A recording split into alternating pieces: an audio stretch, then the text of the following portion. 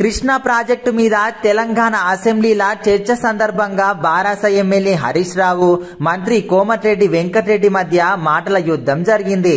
నీటి పారుదల శాఖ మంత్రి Uttam Kumar Reddy power point presentation ఇచ్చిన తర్వాత హరీష్ రావుకు స్పీకర్ ప్రసాద్ కుమార్ అవకాశం ఇచ్చిండు. ప్రభుత్వము సత్యదూరమైన ప్రజెంటేషన్ ఇచ్చిందని హరీష్ ఆరోపించిండు. పీపీటీ కోసము ఆళ్లగిట్ల అవకాశం ఇవ్వాలంటాను కోరిండు. ఇక వాస్తవాలను వివరించేందుకు సిద్ధంగా ఉన్నామంటాను ఇట్లా చెప్తున్నాడు. తెలంగాణ సాగునీటి ప్రాజెక్టుల మీద అసెంబ్లీల మంత్రి ఉత్తమ్ కుమార్ రెడ్డి ప్రవేశపెట్టిన తీర్మానానికి సభ ఏకగ్రీవంగా ఆమోదం తెలిపింది. కృష్ణా ప్రాజెక్టులను కేఆర్ఎంబీకి అప్పగించొద్దని పెట్టిన తీర్మానం ఆమోదం పొందినట్లు స్పీకర్ గడ్డం ప్రసాద్ కుమార్ ప్రకటించిండు. ఇక తర్వాత సభ మంగళవారం ఉదయం 10 గంటలకు వాయిదా పడింది. మరోవైపు ఈ నెల 13న కాళేశ్వరం ప్రాజెక్టు సందర్శనకు సభ్యులను ఆహ్వానిస్తున్నట్లు మంత్రి ఉత్తమ్ కుమార్ రెడ్డి తెలిపిండు. తెలంగాణ ఆబ్కారీ శాఖల 14 మంది ఎక్సైజ్ సూపరింటెండెంట్లను, 2 ఉప కమిషనర్లను, 9 మంది సహాయ కమిషనర్లను బదిలీ చేసుకుంటా ప్రభుత్వము ఉత్తర్వులు జారీ చేసింది. లోక్సభ ఎన్నికల నేపథ్యంలో గతంలో ఎన్నడూ లేని విధంగా ఆబ్కారీ శాఖను బదిలీ జాబితాలో చేర్చిండ్రు. ఇక దీంతో గడిచిన 4 ఏళ్ల కాలంలో 3 ఏళ్లుగా ఒకే రెవెన్యూ జిల్లాలో పనిచేస్తున్న వారందరికీ ఈసీ మార్గదర్శకాలకు అనుగుణంగా స్థానచలనం కల్పించిండ్రు. నదీ జలాల విషయంలో గత ప్రభుత్వము ఎందుకు మౌనంగా ఉన్నదంట అని మంత్రి జూపల్లి కృష్ణారావు ప్రశ్నించిండు. నీటి సమస్యలు పరిష్కరించకుండా కేంద్రానికి ఎందుకు మద్దతు తెలిపిండ్రంట నిలదీసిండు.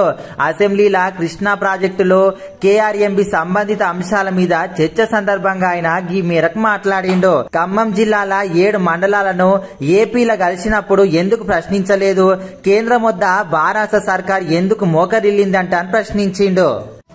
కృష్ణా జలాల మీద అసెంబ్లీలో చర్చ చేపట్టి తీర్మానం చేసి ఢిల్లీకి పంపుదామంటే ప్రధాన ప్రతిపక్ష నేత కేసీఆర్ సభకు రాలేదంటని డిప్యూటీ సీఎం బట్టి విక్రమార్క విమర్శించిండు. అసెంబ్లీకి రాని వ్యక్తి మంగళవారం నల్గొండ సభకు పోతాడా అని ప్రశ్నించిండు.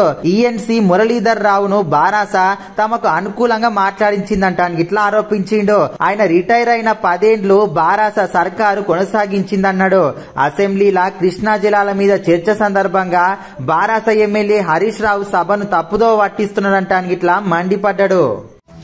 ఆంధ్రప్రదేశ్ లా ఉపాధ్యాయ పోస్టుల భర్తీకి నోటిఫికేషన్ విడుదలైంది. ఎన్నికల తేదీలు సమీపిస్తున్న వేళ 6100 పోస్టుల భర్తీకి ఇటీవల హడావిడిగా షెడ్యూల్ ను ప్రకటించిన ప్రభుత్వము ఇక ఇయాల నుంచి ఆన్లైన్ లో దరఖాస్తులు స్వీకరిస్తామంట అని చెప్పింది. అర్హులైన అభ్యర్థులందరూ ఫిబ్రవరి 12 నుంచి 22 దాకా దరఖాస్తు చేసుకోవచ్చంట అని విద్యాశాఖ మంత్రి బొత్స సత్యనారాయణ చెప్పిండు. ఉత్తరాంధ్రను విజయసాయిరెడ్డి, వైవి సుబ్బారెడ్డి దోసుకుంటున్నారంట అని తెదేపా జాతీయ ప్రధాన కార్యదర్శి నారా లోకేష్ ఆరోపించిండు. భూ కబ్జాలు చేసుకుంటా ప్రశ్నించిన వారి మీద అక్రమ కేసులు పెట్టి వేధిస్తున్నారు. నర్సన్నపేట, శ్రీకాకుళంలో నిర్వహించిన తెదేపా శంకారావం బహిరంగ సభలో ఆయన మాట్లాడిండు. సంపూర్ణ మద్య నిషేధం అని చెప్పి కొత్త బ్రాండ్లను తీసుకొచ్చిండ్రు. మద్యం తయారీగాలే, విక్రయం వాళ్ళే చేసుకుంటా జనం డబ్బు లాగుతున్నారంట అని మండిపడ్డాడు.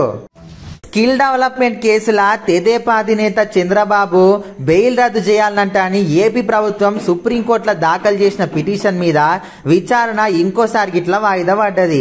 జస్టిస్ బేలా ఎం త్రివేది, జస్టిస్ పంకజ్ మిట్టల్ ధర్మాసనం ఈ నెల 26కు వాయిదా వేసింది.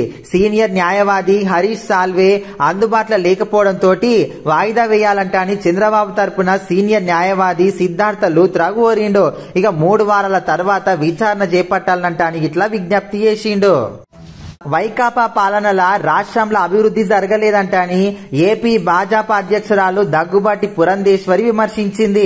ప్రభుత్వ పనితీరుల లోపాలను ప్రస్తావించుకుంటా వాళ్ళ మీద అక్రమ కేసులు పెట్టి అరెస్టు చేసి భయాందోళనకు గురి చేస్తున్నారు. విజయవాడ భాజపా కార్యాలయంలో నిర్వహించిన రాష్ట్ర స్థాయి సమావేశంలో ఆమె పాల్గొన్నది. కేంద్ర ప్రభుత్వ పథకాలు, కార్యక్రమాలను రాష్ట్ర ప్రభుత్వం తమవిగా ప్రచారం చేసుకుంటుందంట అని విమర్శించింది. సీఎం వైనాట్ 175 నినాదం వెనుక భారీ కుట్రున్నదంటానికి ఇట్లా చెప్తున్నది. తిరుపతి లోక్సభ ఉప ఎన్నిక అక్రమాలల్లా దొంగ ఓట్లే కాదు పోలీసుల ప్రమేయం గిట్లా బయటపడ్డది. జగన్ ప్రభుత్వ పెద్దలు వైకాపా ప్రజా ప్రతినిధుల నేరపూరిత కుట్రల భాగస్వాములైన అతి తీవ్రమైన ఎన్నికల నేరాన్ని పబ్లిక్ న్యూసెన్స్ కేసు కింద మార్చి వారు నీరుగార్చేసిండ్రో. దొంగ ఓట్ల కేసు దర్యాప్తును పక్కదారి పట్టించి మూసేసిండ్రో. ఈ సంఘటనలు జరిగిన 2.5 ఏండ్ల తర్వాత కేంద్ర ఎన్నికల సంఘం గుర్తించి ఇక ఎట్టకేలకైతే పోలీసుల మీద సస్పెన్షన్ వేటు వేసింది.